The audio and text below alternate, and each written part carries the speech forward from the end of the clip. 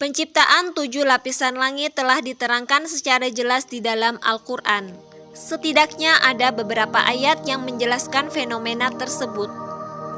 Beberapa di antaranya, yakni Al-Quran Surat Al-Mulk ayat 3, yang menciptakan 7 langit berlapis-lapis. Tidakkah kamu lihat sesuatu yang tidak seimbang pada ciptaan Tuhan yang Maha Pengasih? Maka lihatlah sekali lagi, adakah kamu lihat sesuatu yang cacat? Di dalam Al-Quran itu menjelaskan bahwa Allah telah menciptakan langit secara bertingkat. Menukil buku Isra Mi'raj karya Ibnu Hajar Al-Asqalani dan Imam As-Suyuti menjelaskan dalam peristiwa Isra Mi'raj, Jibril mengajak Rasulullah ke langit yang terdekat. Sesampainya di sana, Jibril mengetuk salah satu pintu. Penjaga pintu bertanya sosok yang bersama dengan Jibril.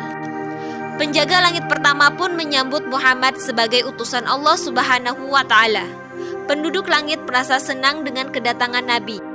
Di langit pertama, Nabi bertemu dengan Adam alaihissalam. Jibril mengenalkan Nabi Adam dan memberi salam kepadanya. Di langit pertama ini, Nabi melihat betapa indah ciptaan Allah Subhanahu wa Ta'ala. Rasulullah melihat 2 buah sungai yang mengalir tanpa henti. Ini adalah sumber sungai Nil dan Eufrat. Kemudian Jibril mengajak Rasulullah berjalan-jalan di langit pertama itu. Beliau kembali menjumpai sebuah sungai. Di atas sungai itu terdapat istana yang terbuat dari mutiara dan permata Zabarjad. Nabi menepukkan tangan ke permukaan sungai itu. Lantas tercium aroma katsuri yang sangat harum. Ini adalah telaga Al-Kautsar yang sengaja disimpan oleh Allah khusus untuk Nabi Muhammad. Kemudian malaikat Jibril pun mengajak Nabi untuk segera naik ke langit berikutnya. Setelah peristiwa-peristiwa luar biasa di langit pertama, Rasulullah SAW melanjutkan perjalanan menuju langit kedua. Di sini beliau berjumpa dengan Rasulullah, Yahya dan Isa. Di langit kedua, penjaga pintu langit kedua bertanya, "Siapa bersamamu?" Jibril menjawab, "Muhammad." "Apakah ia diutus kepadanya?" Tanyanya lagi. "Iya," jawab Jibril. Penjaga pintu langit kedua mengatakan, "Selamat datang, sebaik-baik orang yang datang telah tiba." Ia pun membukakan pintu. Setiap langit terpisah dari langit lainnya. Setiap langit memiliki pintu-pintu dan penjaga masing-masing. Dan juga setiap langit memiliki penghuninya masing-masing. Hal ini bisa kita fahami dalam firman Allah Ta'ala. Maka dia menjadikannya 7 langit dalam 2 masa. Dia mewahyukan pada tiap-tiap langit urusannya. Quran Surat Al-Fusilat ayat 12. Setiap langit memiliki urusannya sendiri-sendiri. Demikianlah Allah Ta'ala dengan hikmahnya membuat pengaturan sehingga langit itu terjaga dengan penjagaan yang sempurna dan memiliki tatanan yang luar biasa. Memasuki langit kedua, Rasulullah SAW bersabda, "Ketika aku telah memasuki pintunya, ternyata ada Yahya dan Isa. Keduanya adalah saudara sepupu." Jibril berkata, "Ini Yahya dan Isa. Ucapkanlah salam kepada keduanya." Aku pun mengucapkan salam dan keduanya membalas salamku. Kemudian keduanya berkata, "Selamat datang saudara yang soleh dan nabi yang soleh." Dalam riwayat lain dijelaskan bahwa pertemuan ini hanya terjadi antara Nabi Muhammad SAW dengan Nabi Isa alaihissalam saja. Dalam sebuah hadis dari Abu Dzar radhiyallahu anhu, Rasulullah SAW bersabda, "Kemudian aku bertemu dengan Isa. Ia berkata, 'Selamat datang saudara yang soleh dan nabi yang soleh.' Aku bertanya pada Jibril, 'Siapa ini?' 'Ini adalah Isa,' jawab Jibril." Hadis riwayat Al-Bukhari dalam kitab As-Shalah nomor 342 dan Muslim dalam kitab Al-Iman nomor 163. Sekarang pembicaraan kita tentang perjalanan Mi'raj Rasulullah SAW sampai pada langit ketiga. Kita menuju ke tempat yang lebih tinggi lagi, hingga beliau sampai ke tempat yang paling tinggi, menerima wahyu sholat. Di langit ketiga, Nabi Muhammad SAW berjumpa dengan Nabi Yusuf alaihissalam. Rasulullah SAW bersabda, "Kemudian aku dinaikkan menuju langit ketiga. Jibril minta dibukakan. Ada yang bertanya, 'Siapa itu?' Ia berkata, 'Jibril.' Ditanyakan lagi, 'Siapa yang bersamamu?' Jibril menjawab, 'Muhammad.'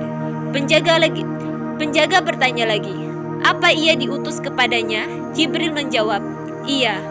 Penjaga berkata, selamat datang, sebaik-baik orang yang datang telah tiba, pintu langit dibukakan. Ketika aku melewati pintu, ternyata ada Yusuf.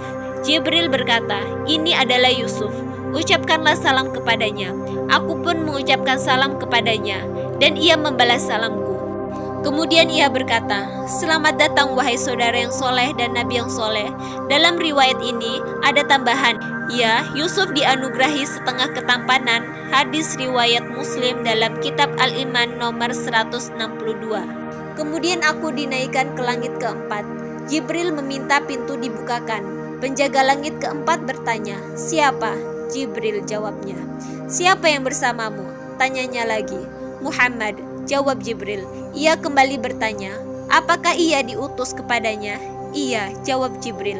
Malaikat itu menjawab, selamat datang, sebaik-baik orang yang datang telah tiba. Kemudian dibukakan pintu. Ketika aku telah melewati pintu, di sana terdapat Idris. Jibril mengatakan, ini Idris, ucapkanlah salam kepadanya. Aku pun memberi salam padanya, dan ia membalas salamku. Idris berkata, selamat datang saudara yang soleh dan nabi yang soleh. Sedikit sekali kabar yang sampai kepada kita tentang Rasulullah Idris alaihissalam. Meskipun demikian, pertemuan Nabi Shallallahu Alaihi Wasallam dengan beliau menunjukkan kedudukan beliau yang tinggi. Ditambah lagi ketika Rasulullah membacakan ayat, dan kami telah mengangkatnya ke martabat yang tinggi. Quran Surat Maryam ayat 57. Di langit kelima, kemudian aku dinaikkan ke langit kelima. Jibril meminta pintu langit kelima dibukakan. Penjaga pintu langit berkata, siapa itu? Jibril, jawabnya, siapa yang bersamamu? Tanya penjaga. Muhammad, jawab Jibril. Penjaga kembali bertanya, apakah ia diutus kepadanya? Iya, jawab Jibril. Penjaga itu berkata, selamat datang, sebaik-baik orang yang datang telah tiba. Sabda Rasulullah SAW, ketika aku telah melewati pintu, aku berjumpa dengan Harun. Jibril berkata, ini adalah Harun, ucapkanlah salam kepadanya. Aku pun mengucapkan salam, kemudian ia membalas salamku. Ia berkata, selamat datang saudara yang soleh dan nabi yang soleh.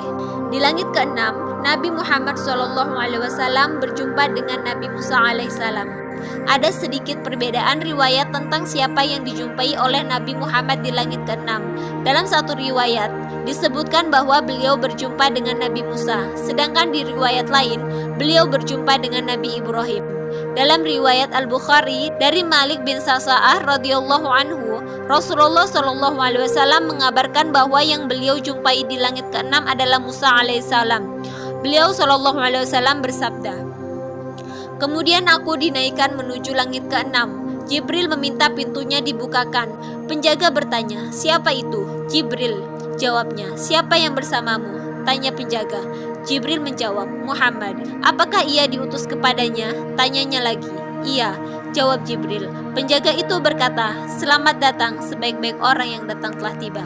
Mayoritas ulama berpendapat bahwa Musa berada di langit keenam dan Ibrahim alaihissalam berada di langit ketujuh.